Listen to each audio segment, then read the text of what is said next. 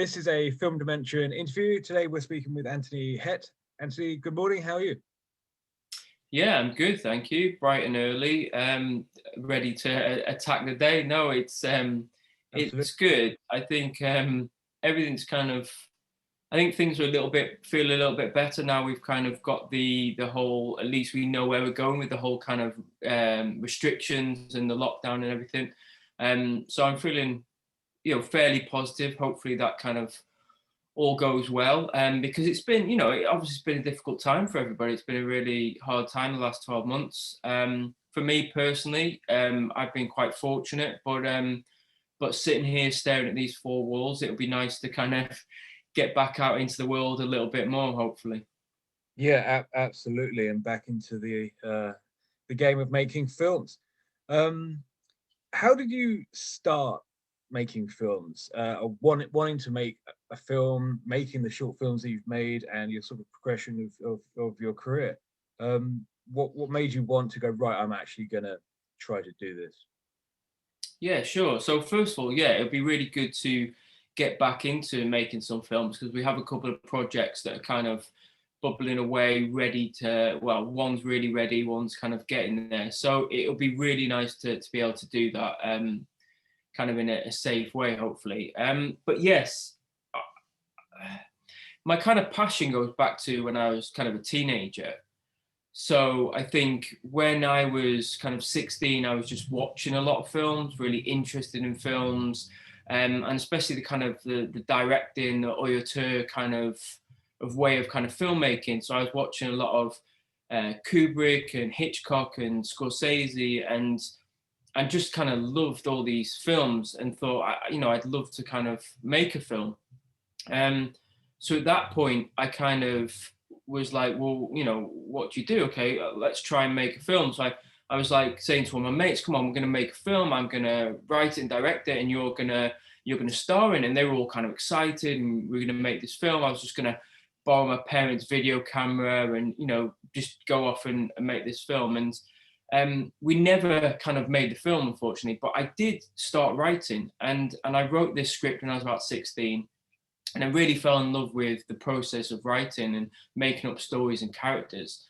And so writing became this passion then. But it kind of, I was, growing up in this small town in North Wales, which I think is a wonderful place to kind of grow up. It was like lots of outdoor open spaces and, the greenery in the mountains and all that kind of stuff close by. But at the same time, in terms of being a filmmaker or creative in some way, there was no kind of pathway to kind of do that. And I think nowadays, there's more like with kind of like BFI Film, like open up hubs all around the country, and there's more opportunities. And it's still skewed towards London, but less so, I think, than it was kind of 15, 20 years ago. So I started writing, and then I didn't feel like I really had somewhere to go with it. And I actually went off to do engineering at uni. So I started studying engineering.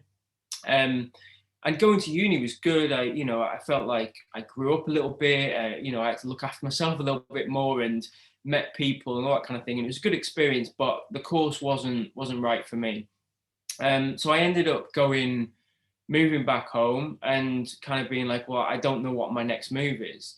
And one of those kind of like little moments that happens sometimes, that serendipity that I think has happened a few times in my life, where my sister was studying IT, and there was a local university like 15, 20 minutes drive down the road. And she was like, I'm going to go for an interview about doing this course. Will you come with me? And I was like, oh yeah, okay. I wasn't doing anything that evening. So I went along. And I was sitting in just like the foyer kind of area of this university, and my sister had gone off for her interview. And this guy came in and sat next to me. He was like, oh, what do you want to do? And I was like, oh, well, I don't know. I'm just here with my sister kind of thing. And he was like, yeah, but what do you want to do in life? Just like, let's have a conversation. And I was, well, actually, I want to make films. And he was like, well, actually, we've got this new course where it's part writing, part media communications, and you'll do this and you'll do that. And I was like, oh, this sounds great. So weirdly, like 2 weeks later, I was back in a lecture hall, and like that wasn't my plan at all. And so I did that for 3 years, and I got my degree.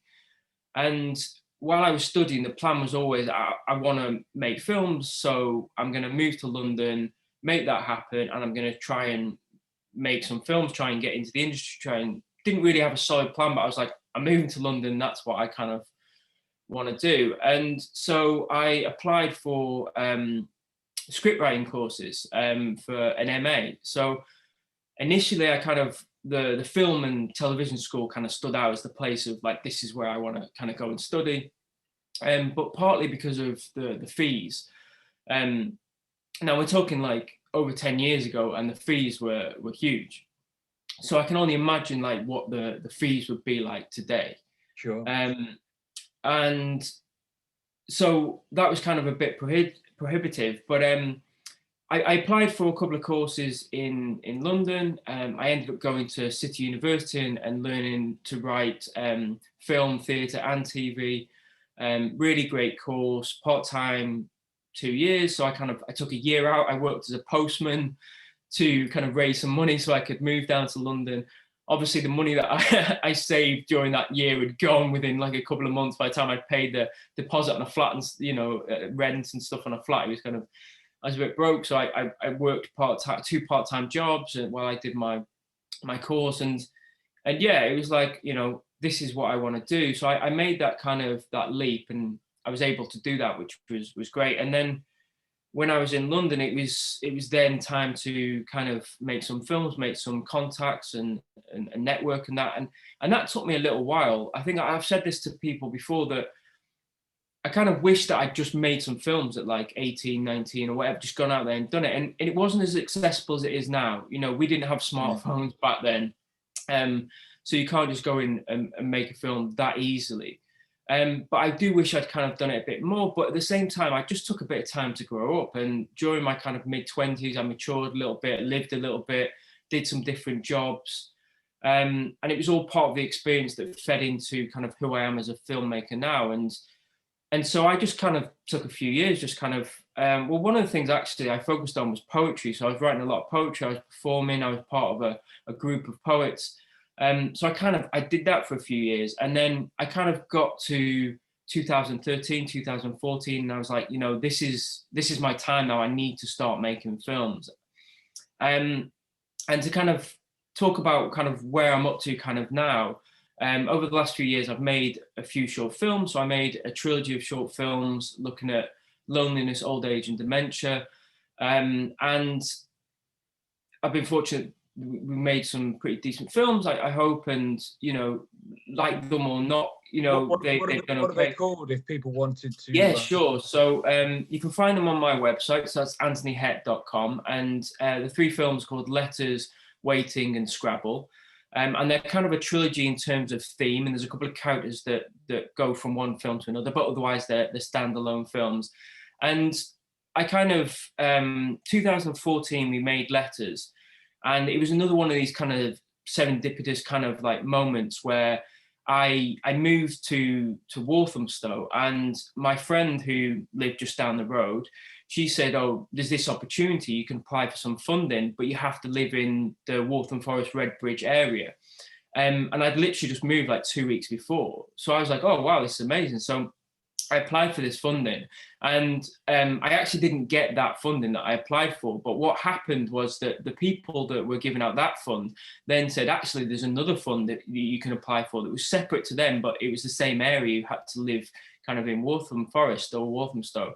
And so I applied for this, and I got that funding. So I got a pot of like £2,000 to make a film, and I didn't have any of my own money at the time. So it was like, the film had to be like £2,000. That was the budget. So we made this film, it turned into Letters, and it did okay. It went to a couple of festivals.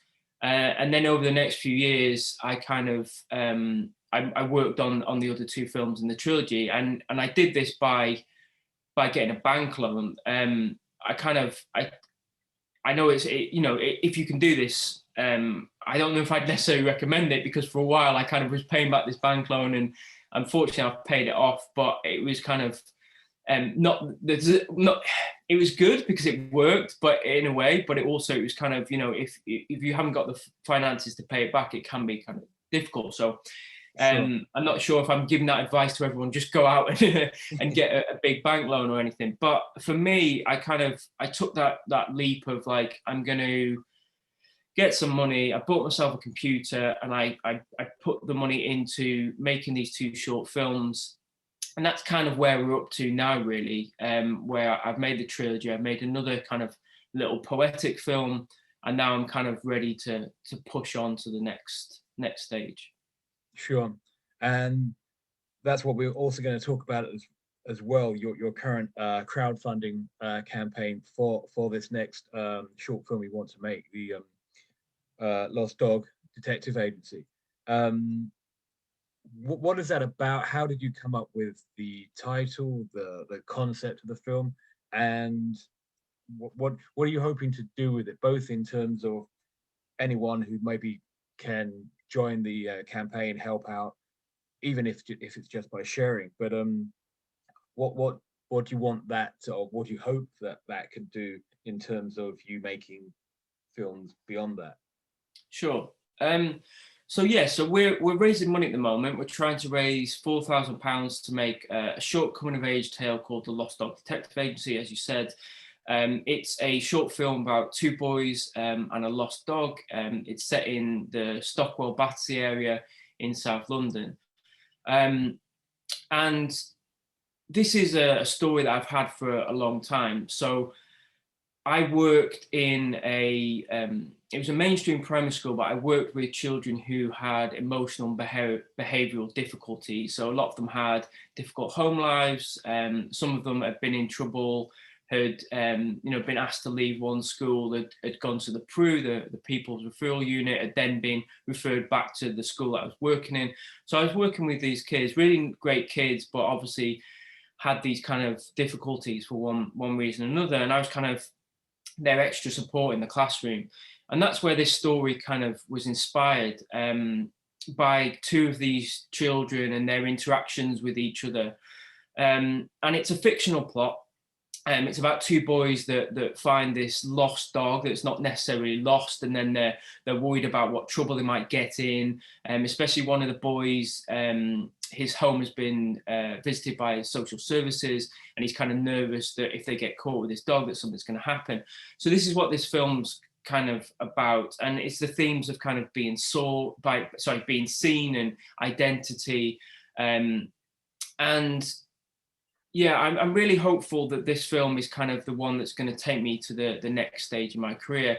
The idea is I've made kind of 4 short films so far. I've got another project which we have some money for, and we're going to make soon. Now that things are going to open up, we're kind of looking at when we can shoot that. But the big one is the Lost Dog Detective Agency. It's the one that I've been building up to. So my previous shorts, I've wanted to tell those stories, I've wanted to make those films, but part of the reason for making them was to build up towards this one, because I went to uni to learn about writing, and that was my passion, and I wanted to explore that more, but I never ended up going to uni to learn how to direct, how to make films. So the plan was, I took this bank loan to make these films, to learn on the job. For the amount that I spent on those short films making them, that would be kind of like 1 year at film school, or maybe even just like 1 term or something. I don't know really how expensive it is. So I learned by making films on my own set, went on set of other people's short films. And the idea now is that I want to push on, that after this film, or the 2 that I'm working on, but especially this one, we've built up to, the other films have been on fairly modest budgets. Now, talking about short films, I've made short films for £2,000, £3,000, and that might sound like a lot of money, and it is in kind of general terms, but in terms of filmmaking and making a short film, it's still a medium low budget. Oh yeah, so we're hoping barely pays for anything, but yeah. Yeah, exactly. You're asking, you beg, steal, borrow, you're asking for favors from everybody on that budget, because yeah, you've not got money to pay for things, even though it sounds like a lot of money. So with this one, we're hoping to get a large amount of money. We're crowdfunding 4,000. We're also applying for other funds to try and top that up. so that we have a bigger budget, a more ambitious project. We're working with kids and dogs, and try and be like, look, this is what I can do on a bigger budget. If you give me some money, this is what I can make. So if I can make this with 10,000, 14,000, see what I can make with. I think the concept of the film is really, really good, and it's refreshing to hear a film that actually has a story about it, that it's not just a lot of sort of nonsense. It doesn't have any meaning behind it. There is a sort of a story. There's a story arc here, and there's actual characters that are sort of believable. Anyone who's interested in finding out more about this particular short film, how they can help and support, where would you say to go? Is there, you've got a crowdfunding page up at the moment? What's that address, and what could they possibly get in terms of perks if they donated, that sort of thing? Sure, yeah. So so thanks to all the people that have donated so far. We're doing quite well. We're on in pounds, which is like 46% of the target. So it's been going well, but we've just got 1 week left to get to that £4,000 target. So if anybody can help with any donations or by sharing the page, because the more eyes we get on the page, then the more chance we have of getting to that target. But yeah, the link is, it's a Just Giving page. So if you go to justgiving.com and /crowdfunding /Lost Dog Detective Agency.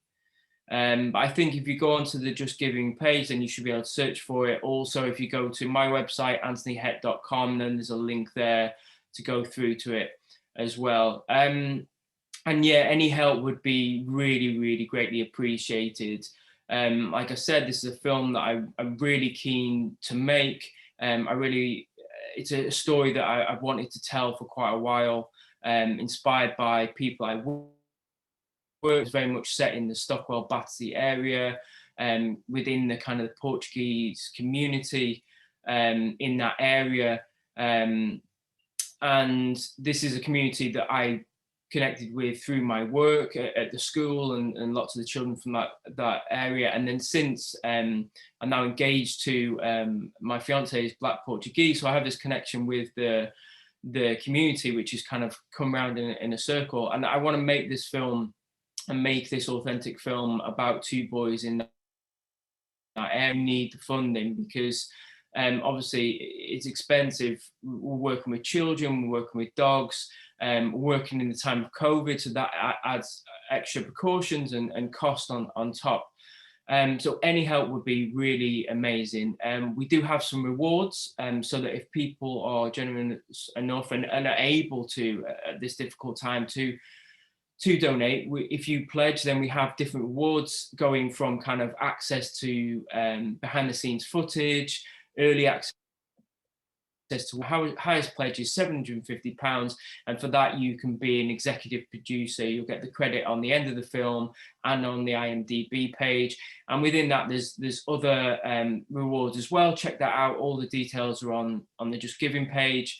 And we have a special reward, which is for all the dog lovers out there, because obviously there's a film about dogs as well. So everybody that donates £25 will get one entry. For every £25 that you donate, you'll get one. The winner will receive a free photography session with a professional photographer, and we also have a second session which is available. You can buy for straight out for £150 donation, and these are worth £275 each. So donate £25 and you'll get the regular rewards, and you'll get a chance to win this award as well. I think that's really, really good value. I mean, I know people pay a lot more to have their photos taken with their dogs, their pets, and that sort of thing. So to donate to help a project like this, but also to be able to get that is really, really cool. And I haven't come across any other films that are offering that, so that's pretty cool. Again, how can people contact you? Just normally, you're on social media as well, Twitter, Instagram, that sort of thing. Yeah, sure. So I've got my website, anthonyhett.com. All my links are on there. So that's one place you can go to. But yeah, I'm on Instagram, Twitter, Facebook. Twitter's the one that I interact with people most. I try to keep up with Instagram. I'm not young enough or cool enough to be on any of the other the other ones like your Yeah, TikToks and your Snapchats and stuff. But you can sure. find me on Instagram, Anthony Hett Film, or on Twitter, it's just at Anthony Hett. Anthony, thank you very much for your time today. You're welcome. Thank you for having me. It's been fun.